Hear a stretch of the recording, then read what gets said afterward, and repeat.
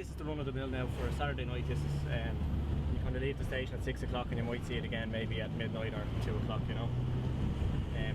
This is the way it goes. It's just one to the other. You go to the hospital, you do your bits and pieces, you clean up, and then you basically go to the next case once you're mobile and available to the control room.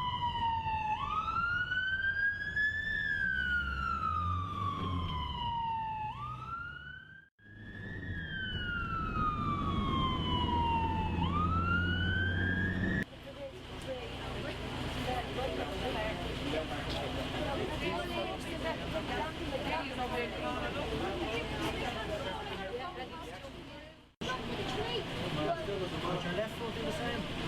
Brilliant. I'm going to try the money on the right, alright? Yeah, I'll try it.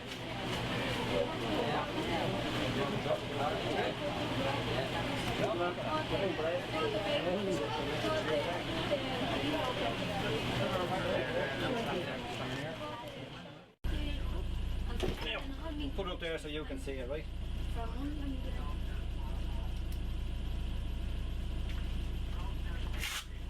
Yeah, it's just the cuff goes on your arm, okay? It'll go nice and tight on your arm. Alright? This is lower lumbar region maybe, is it? Now it's got to go tight in your arm there, bud, alright? Now, hopefully you won't be on that too long, okay? What we do is we just get you up to Crumlin Hospital and we get you checked out, alright? Yeah, he landed on his back and bounced back the ball. How bad is the pain? It's bad enough. Bad enough, is it? Good man, you're brave. Derek, you're braver. You're braver than me.